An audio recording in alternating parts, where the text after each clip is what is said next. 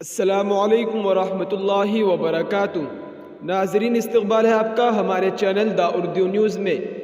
Parliament کی security میں کوتاہی کے حوالے سے سیاسی بیان بازی تھمنے کا نام نہیں لے رہی۔ اپوزیشن کا مطالبہ ہے کہ وزیر اعظم نریندر مودی ایوان میں آئے اور اس واقعے کے بارے میں بیان دے۔ دریں اثنا وزیر اعظم نے پارلیمنٹ میں سیکورٹی لیپس پر پہلی بار رد عمل کا اظہار کیا ہے۔ ایک اخبار کو دیے گئے انٹرویو میں پی ایم مودی نے اس واقعے پر غم کا اظہار کیا ہے۔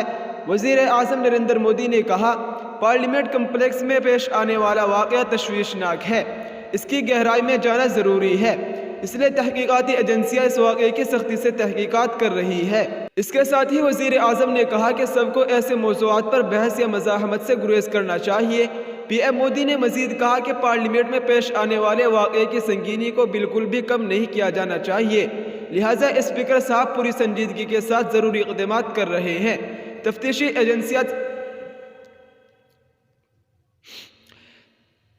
ایجنسیاں سختی سے تفتیش کر رہی ہے۔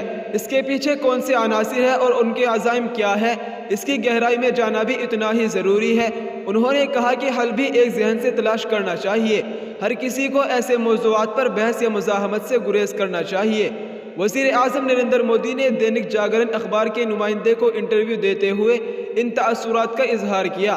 بتایا جاتا ہے کہ پارلیمنٹ میں داخل ہوئے افراد سے پوچھ تاچھ کی جا رہی ہے، تاحال اس سلسلے میں 6 افراد کو گرفتار کر لیا گیا ہے۔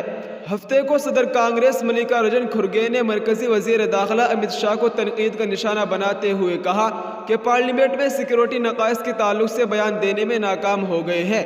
پارٹی ہیڈ کوارٹرز میں یہاں اخباری نمائندوں سے بات چیت کرتے ہوئے کھرگے نے کہا کہ سیکورٹی انتظامات میں کوتاہی ایک سنگین مسئلہ ہے، حکومت کو چاہیے کہ اس سلسلے میں توجہ مرکوز کرے تاکہ آئندہ اس قسم کے واقعات پیش نہ آئے۔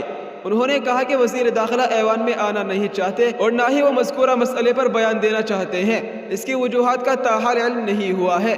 راجیہ سبھا میں قائد اپوزیشن نے مزید کہا ہے کہ حکومت کو اس سلسلے میں اپنی ذمہ داریوں کا احساس ہونا چاہیے۔ سابق صدر کانگریس راہل گاندھی نے بھی پہلی مرتبہ بی جے پی حکومت کو تنقید کا نشانہ بناتے ہوئے کہا ہے کہ اس طرح کے واقعات بے روزگاری اور افراط زر میں اضافے کی وجہ پیش آتے ہیں۔ انہوں نے مزید بتایا ہے کہ ملک میں بے روزگاری ایک بڑا مسئلہ بن گئی ہے، جس کی وجہ سے نوجوانوں میں بے چینی اور ناراضگی پیدا ہونے کا ایک فطری عمل ہے۔